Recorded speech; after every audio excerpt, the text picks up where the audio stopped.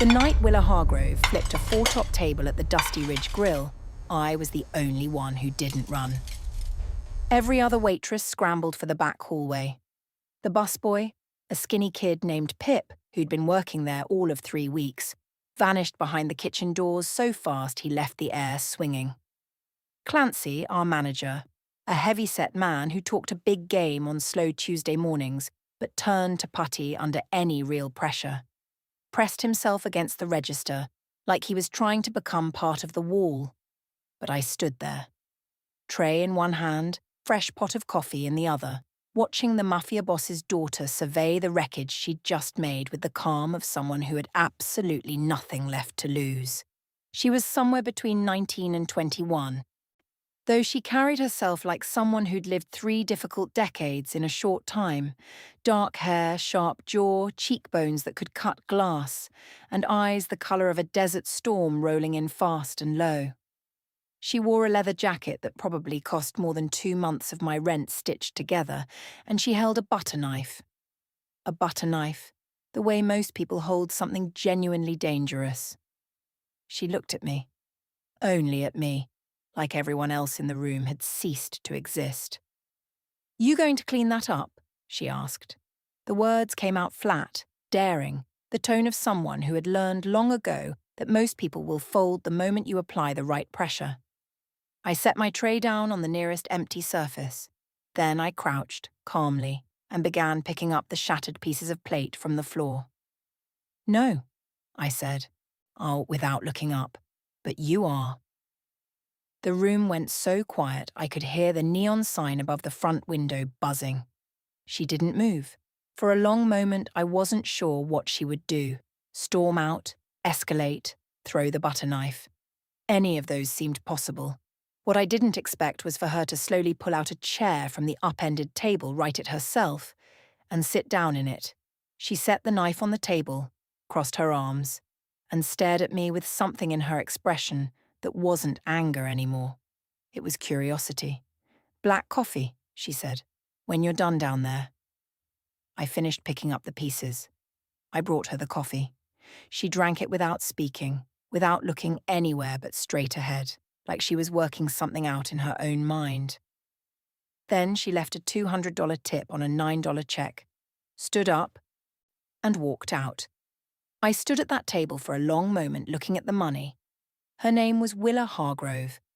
I knew it before she walked in, the same way everyone in Crescent Falls eventually learned the name. Her father, Remington Hargrove, was the kind of man whose name existed only in courthouse whispers and careful conversation. He ran an operation so vast and so quietly maintained that most people couldn't tell you exactly what it was he did. They just knew what he controlled. Half the county's commerce flowed through channels he'd built over 2 decades. Judges owed him considerations they could never repay. Rival networks kept their distance not because they lacked ambition, but because they lacked the patience and infrastructure he'd assembled, brick by brick. And across a span of years that had turned him from a hungry and dangerous young man into something older and far more formidable. He was, in every practical sense, the storm that other storms organized themselves around, and his daughter was what no one in his world had managed to figure out. She came back the next night, same corner booth, black coffee, left without speaking. She came back the night after that, and the one after. By the 4th visit, she had stopped looking at me like I was a puzzle, and started looking at me like I was the one thing in the room that held steady. By the 6th night, she was leaving $300 on the table and asking what time my shift ended. Not in a threatening way, more the way a person asks when they're trying to calculate something that matters to them. On the 9th night, she told me her name, as though I didn't already know it. "Willa," she said. "Clementine," I said back. She almost smiled. "That's a fruit." "That's a name," I replied. Something changed in her eyes then. Not warmth. That would come much later, and carefully. More like the moment of recognition that passes between two people who have each built the same kind of wall and can see the construction in each other. I should have paid more attention to that look. I should have understood what it meant for what came next. 2 weeks after the table incident, a black car sat idling at the curb outside the diner when my shift ended. Long, dark, no plates visible from where I stood. The window rolled down and a voice I had heard before only in recordings and in the careful second-hand accounts of people who preferred not to repeat what they knew, said my name. Clementine Rourke. I stopped on the sidewalk. The night air was dry and still, the street mostly empty. A dog barked somewhere 2 blocks over and then went quiet. "My daughter has come to this establishment 9 times in 2 weeks," Remington Hargrove said. His voice had no rough edges. It was smooth in the way of something that had been worn smooth deliberately, over a long time, by someone who understood that calm was more frightening than volume. "In the prior 6 months, she has been removed from 2 private institutions, declined 3 therapists, and destroyed property in 4 different cities across 2 states." A pause. Not for effect. He didn't seem like a man who used pauses for effect. More like he was being precise. "Since meeting you, she has not destroyed a single thing." I turned and faced the car fully. Unhurried. Like I had all the time in the world. "Maybe she just finally found decent coffee," I said. Another pause. And then, something I genuinely did not expect from a man with his reputation. He laughed. Low and short and real, the sound of something catching him off guard. "Get in, Miss Rourke," he said. "I have a proposition." The inside of that car smelled like cedar and old money, and something I couldn't immediately name, something like rain that had already passed and left the air clean in its wake. He sat across from me in the back seat, separated by a console the size of some people's kitchens. Remington Hargrove in person was older than his photographs, broader at the shoulder, silver at the temples in a way that looked like it had arrived early and with intention. He wore a charcoal suit, collar open at the top, no tie. His hands rested on his knees, perfectly still. The hands of a man who had already calculated every possible outcome and found a way to be comfortable with all of them. "Willa has been through 4 private tutors," he said, without preamble. 3 behavioral therapists. 2 international schools. 1 incident in Milan I prefer not to revisit in detail. He looked at me steadily. "She responds to no one. She has not responded to anyone in 2 years." "She responds fine," I said. "She just doesn't respect people who expect her to." He was quiet for a moment, studying me the way someone studies a document before signing it. Not suspicious, but careful, thorough. "I want to hire you," he said, "as her companion, her stabilizer." He said that last word like it had cost him something to choose it. "She needs someone who won't collapse under pressure and won't push back so hard they drive her further in. Someone she'll follow without realizing she's doing it. I'm a waitress, Mr. Hargrove." "You're something else wearing a waitress's apron," he said simply. "I didn't build what I've built by misreading people." The car moved through the city at a pace that was neither hurried nor leisurely. Outside the window, the lights of Crescent Falls blurred into long ribbons of gold and red. I thought about the things I'd come to this city carrying, the reasons I'd taken a job in a diner on the wrong side of town when I had skills that could have put me somewhere else entirely. I had good reasons to say no. Layered, complicated reasons, the kind that lived in the marrow rather than the mind. But I had other reasons too. Ones I hadn't spoken to anyone in 3 years, ones that had a name, a specific name, connected to Remington Hargrove's world in ways he may or may not have known yet. "I have conditions," I said. "Of course you do." Something passed across his expression that wasn't quite a smile but lived in its neighborhood. "Name them." The Hargrove estate sat on the eastern edge of Crescent Falls, the way an old cathedral sits in a city. Like it had been there before everything else and had simply allowed the rest to grow up around it. 3 stories of dark stone, iron balconies, and windows that seemed designed to let light in without giving much back. The grounds were wide and dry and landscaped with the particular restraint of someone who respected land rather than tried to decorate it. There were men at the gates and men in the garden and men I could feel but not always see, positioned in the way that spoke of long practice rather than current emergency. Willa met me at the front door with her arms crossed and her jaw set and an expression that could have stripped paint. I didn't ask for a babysitter. Good thing I'm not one. I walked past her into the foyer without pausing. I was hired as a companion. There's a difference. There really isn't. I turned to face her from inside the doorway. A babysitter tells you what to do and watches to make sure you do it. I'm just someone who'll be around when you decide to be interesting. I glanced at the staircase, then back at her. Based on the butter knife, I'm expecting that won't take long. She stared at me.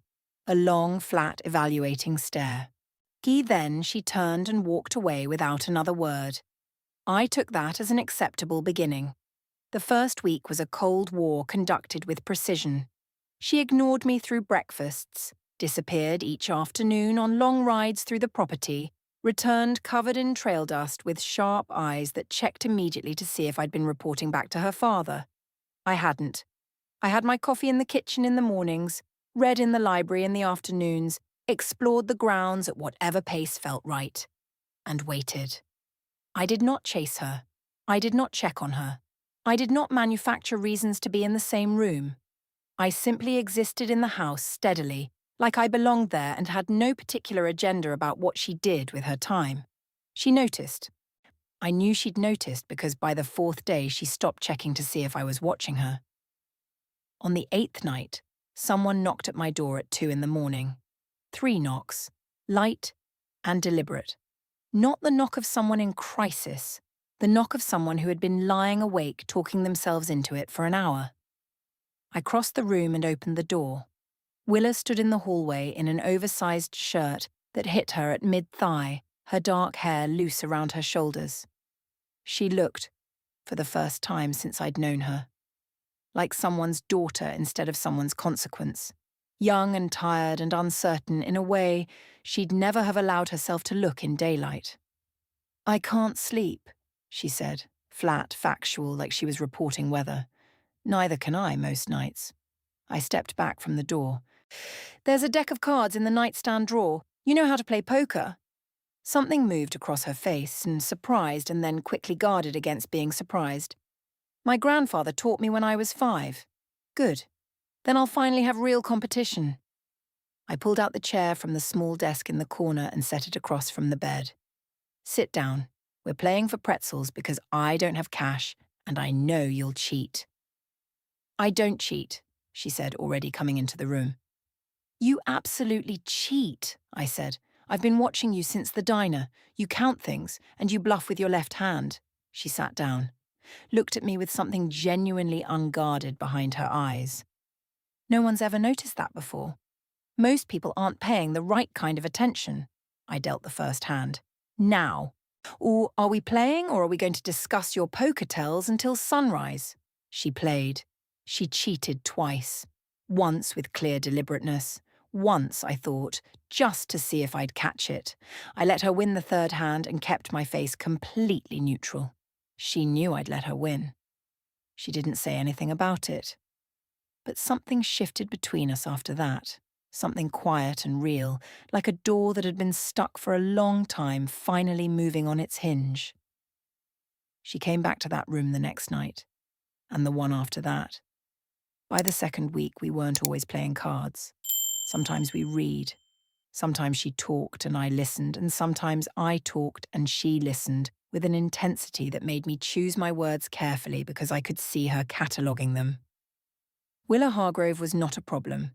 And she was a wound that had been treated wrong for so long it had developed its own defences.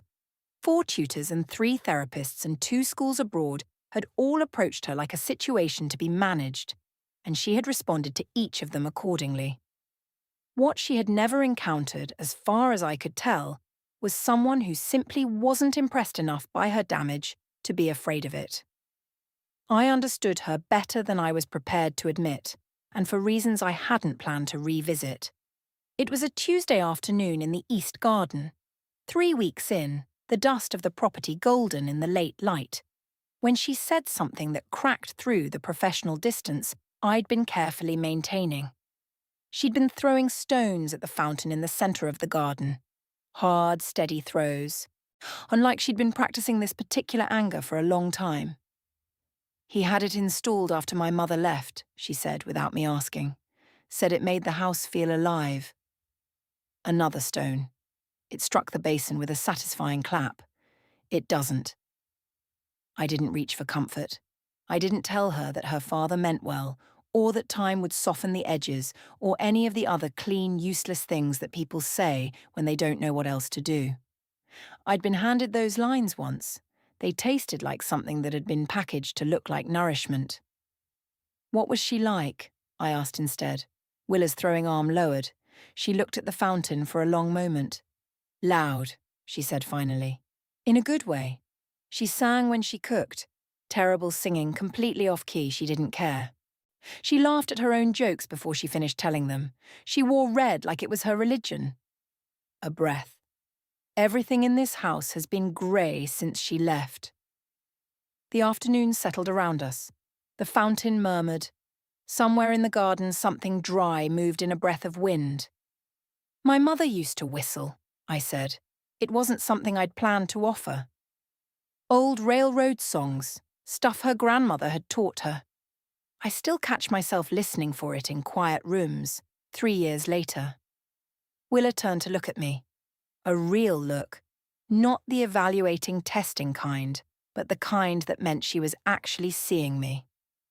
"You lost her too," she said. "A long time ago. But grief doesn't really care about timelines." She turned back to the fountain, held the last stone in her hand for a moment. I then set it down on the garden wall without throwing it. "Clem," she said. It was the first time she'd used the shortened name. "Why are you actually here?" The question sat between us in the warm afternoon air. I'd known it was coming, had known since the beginning that she was too perceptive to go on indefinitely without asking it. She had her father's eye for the unspoken. She could sense the shape of the thing behind the story. "Everyone has their reasons," I said. "Mine are complicated." She looked at me for a long moment.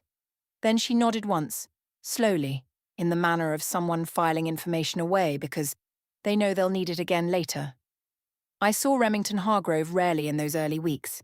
He was a presence more than a person, footsteps moving down the hall before first light.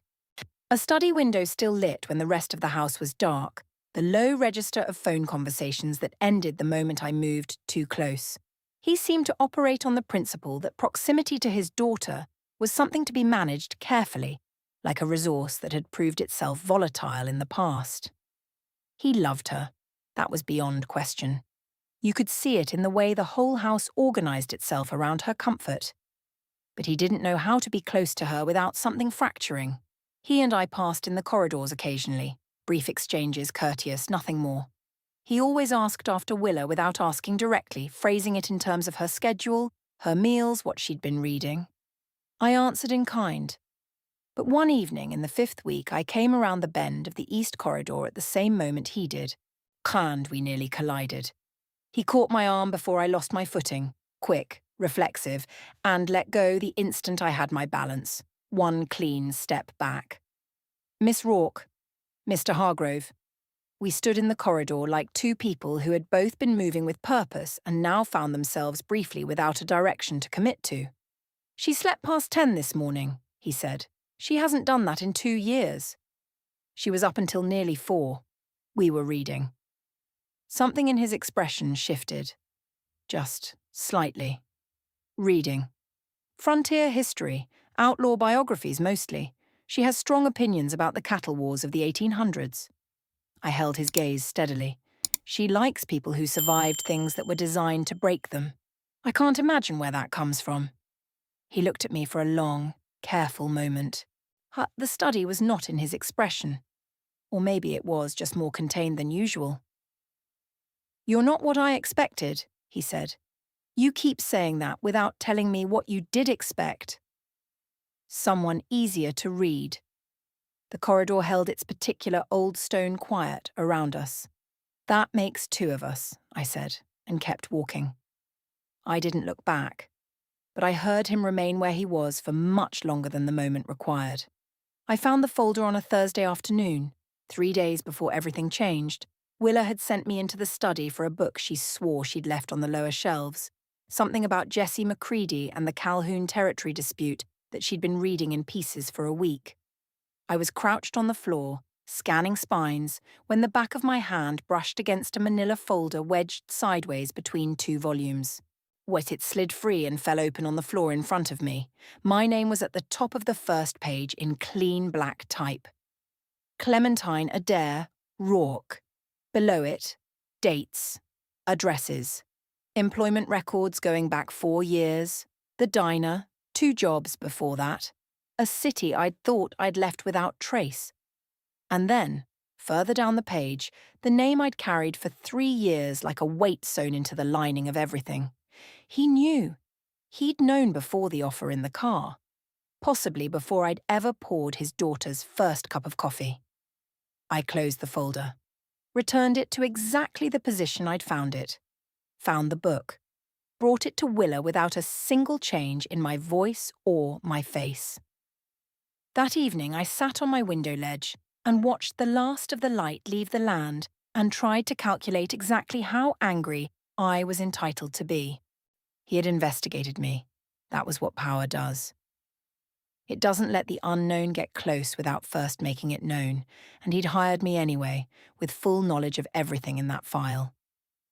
The question that kept turning over in my mind, quiet and persistent, was why? I was still sitting with that question when the knock came. Not Willa's knock. Hers I knew by now, the quick double rap of someone who had already talked herself into it. This knock was slower, measured, the knock of someone who had made a decision and arrived at the door certain of it. I crossed the room and opened it. Remington Hargrove stood in the hallway without his jacket, shirt untucked at one side, looking, for the first time I had seen it, like a man at the limit of his composure rather than comfortably inside it. Something around his eyes, something in the set of his shoulders. "You found it," he said. "Yes." He held my gaze. A long moment, long enough to be honest. "Come downstairs," he said. "I owe you an explanation." The study at night smelled like old leather and banked firelight. He poured 2 glasses of water, not whiskey, which I noted, and set one in front of me without asking. He stood with his back to the fire for a long time before he spoke, and when he did, his voice had none of the smooth calculation I'd come to expect from him. "Your father was Dade Rourke," he said. "He ran supply routes through the Southern Corridor 12 years ago, independent. He owed a significant debt to a man named Cutter Vane, an operator I employed during a period when I was less careful about the nature of the men I used." He paused. His jaw tightened once. "What happened to your father was not ordered by me, but it was connected to my operation. I have known that for a long time." The fire shifted in the grate. The room was very still. I had carried this story for 3 years.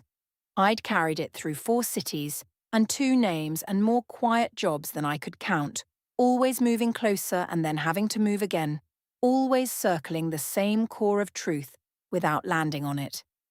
Hearing it spoken aloud, in someone else's voice, in a room I'd arrived at by an entirely different route than I'd planned. It was disorienting, like hearing a song you thought only you knew coming from somewhere else in the building. "You hired me because you felt responsible," I said. "I hired you because my daughter responded to you in a way she hasn't responded to anyone in 2 years, and because that mattered more than any risk calculation I could run." He set down his glass. "But also, yes, because there are debts that can't be settled in money and can't be ignored either. So I'm restitution."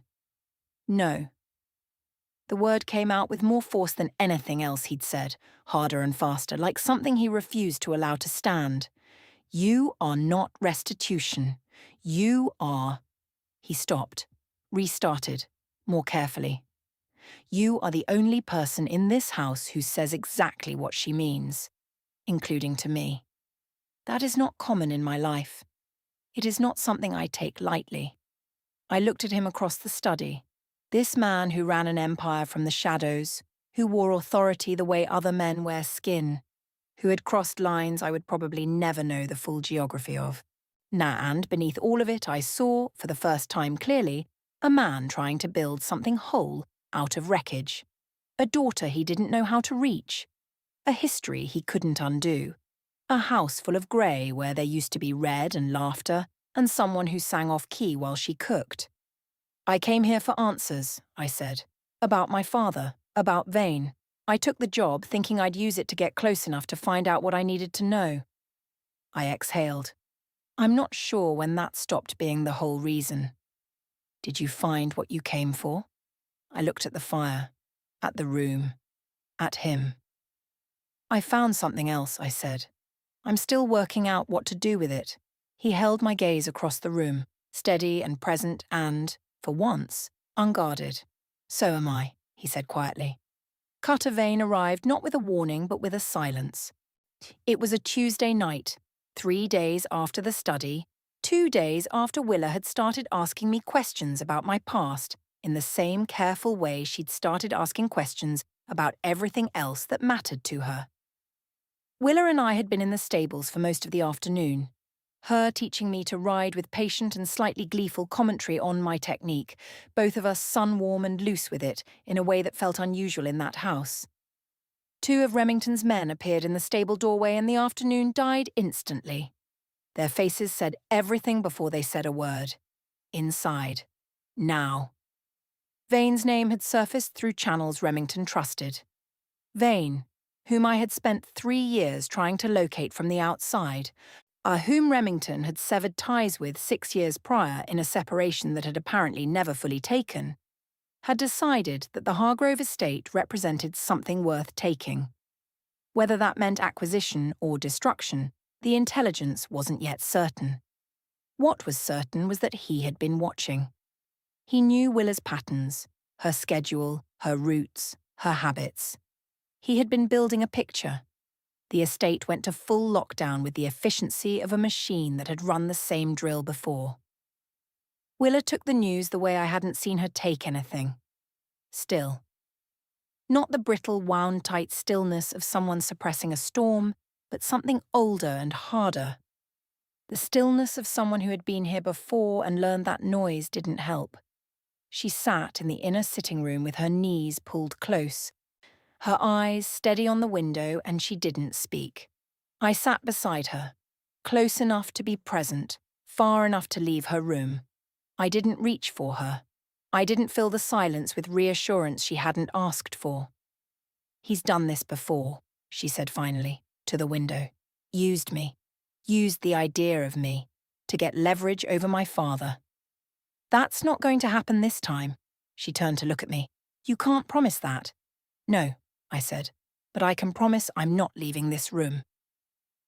Something in her face broke just barely, just at one seam, and then rebuilt itself. She nodded, turned back to the window. Remington appeared in the doorway an hour into the lockdown. He scanned the room, his daughter, me, the way the space between us had arranged itself, with eyes that took in more than they gave away. Then he came in. She sat in the chair across from Willa, and for the first time since I'd been in that house, he spoke to her without strategy behind the words. I'm sorry, he said, quietly, directly, to her. That this keeps finding you, that my world keeps reaching you when I've spent years trying to prevent it. Willa didn't answer right away. She looked at her father for a long moment. Then, without comment, she unfolded her knees and leaned slightly in his direction. Not much. An inch, maybe 2. But in the language they'd been speaking for 2 years, distance and silence and things unsaid, it was enormous. I found somewhere else to look. Vane moved at 3 in the morning, because that is the hour that belongs to people who have decided that waiting is more dangerous than acting. I was awake. I was almost always awake at 3, I had been since the months after my father died, when sleep started feeling like a surrender I hadn't earned. I was at my window when the corridor alarms went quiet in a way that was wrong, not triggered, cut. There is a specific silence to a system that has been actively disabled, and it sounds different from simply quiet. I felt it before I understood it. I was at Willa's door in under a minute. She was already awake, already sitting up, already reaching for her boots with the mechanical calm of someone who had practiced this in their mind without knowing they were practicing. "How did you know?" she asked. Wrong kind of silence. I had her arm. "Come on." We moved through the house the way I'd mapped it in my first week, quietly, systematically, without lights. And I had learned this house the way I learned all places I might need to leave quickly. The secondary staircase behind the library, the servants' corridor that connected the east wing to the kitchen, the exit through the kitchen garden that I had never seen mentioned in any document I'd found in the study. Remington's people intercepted us at the garden gate. 3 of them, efficient and silent. And then Remington himself, coming from the direction of the main entrance at a controlled pace that barely contained what was beneath it. His eyes moved from Willa to me to the route we'd taken. "The kitchen garden," he said. "It wasn't in any of the floor documents," I said. "No," he said. "It wasn't." He held my gaze for exactly 1 second, then the perimeter erupted, shouting from the north end, headlights swinging across the outer wall. The hard sound of gravel under tires moving fast, his men deployed.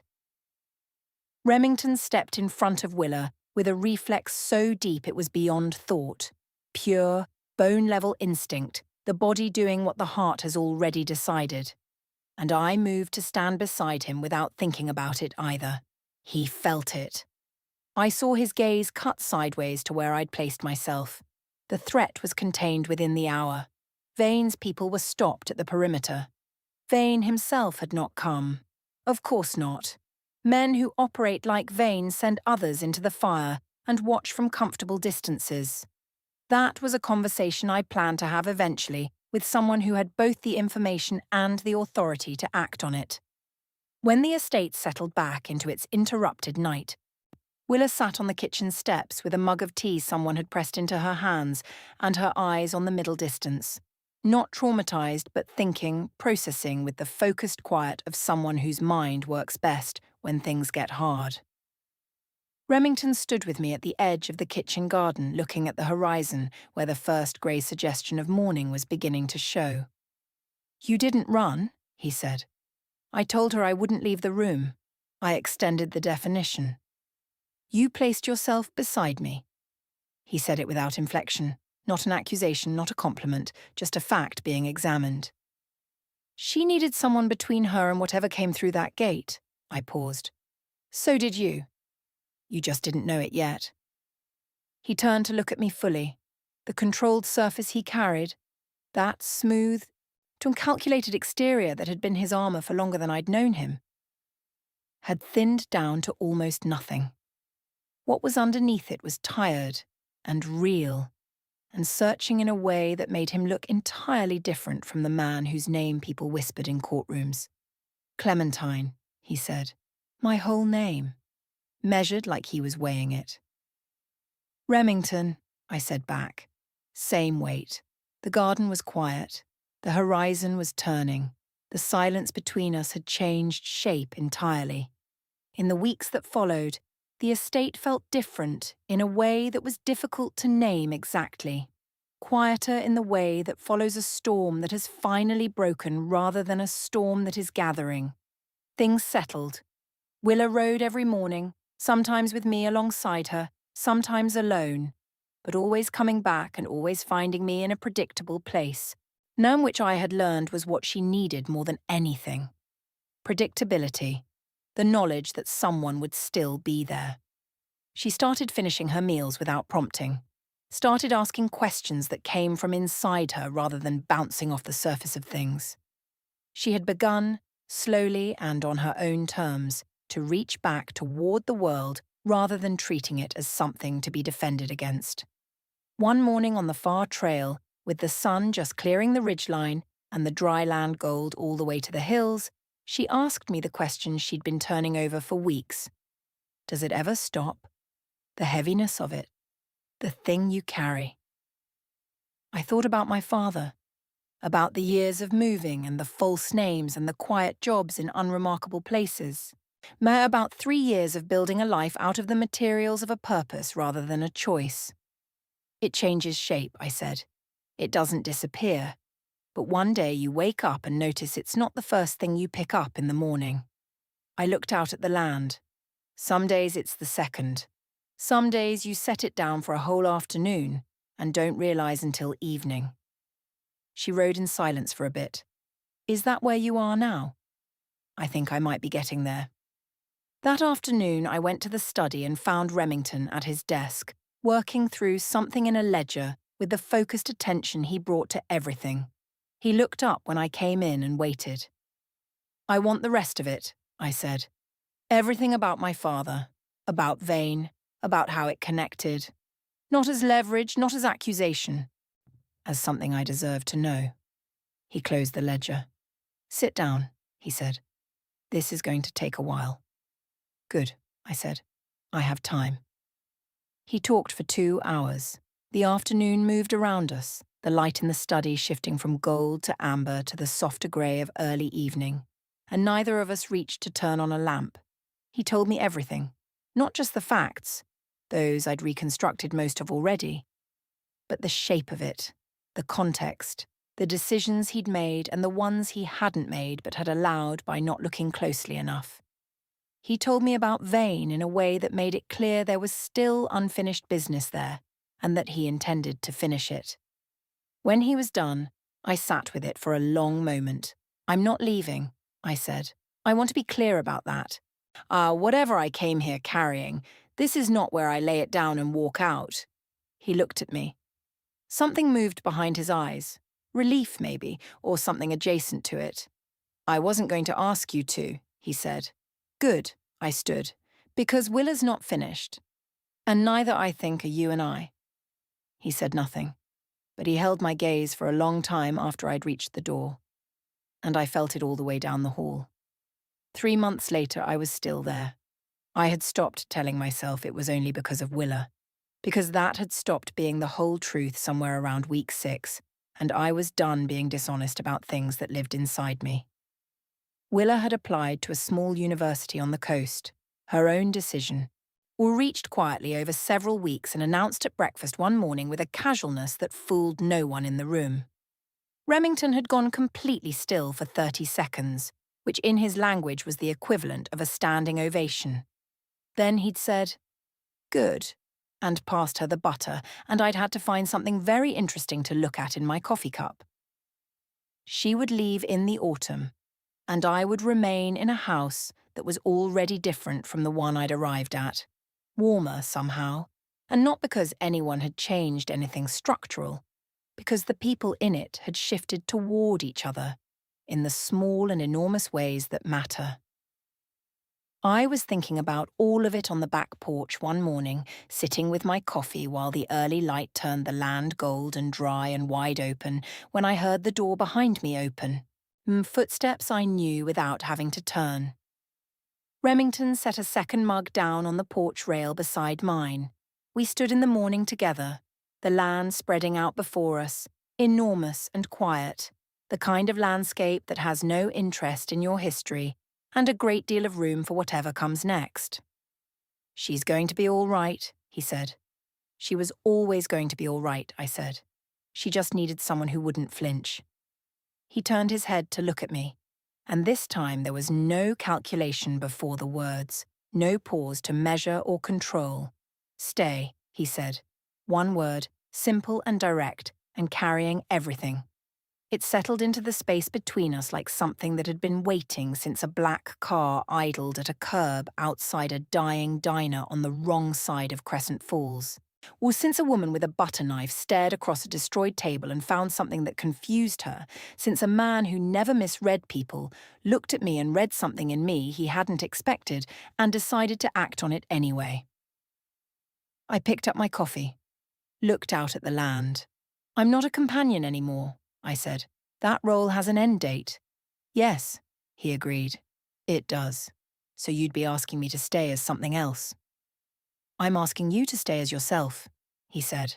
Whatever that means, going forward, however that gets defined. A pause. The real kind, not the strategic kind. I'm not in the habit of asking for things. I'm aware of that. I'm asking anyway. I stood with that for a moment. With the weight of the last 3 years and the shape of the last 3 months and the feeling of something that had been stone-heavy in my chest, quietly, gradually becoming something lighter. Then I suppose, I said, we'll need to renegotiate the terms. Something happened to his face then, small and real and entirely unguarded, the expression of a man who had run out of things to calculate and found, surprisingly, that he didn't mind. I was hoping you'd say that, he said. The morning held us.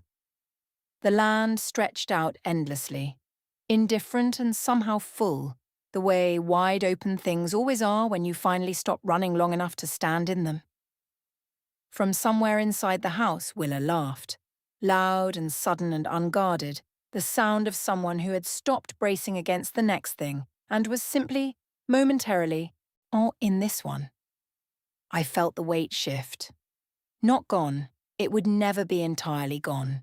3 years of loss and purpose and searching don't dissolve in a morning, no matter how much golden light the land is willing to offer. But lighter, genuinely, measurably lighter. Lighter than I had been in 3 years.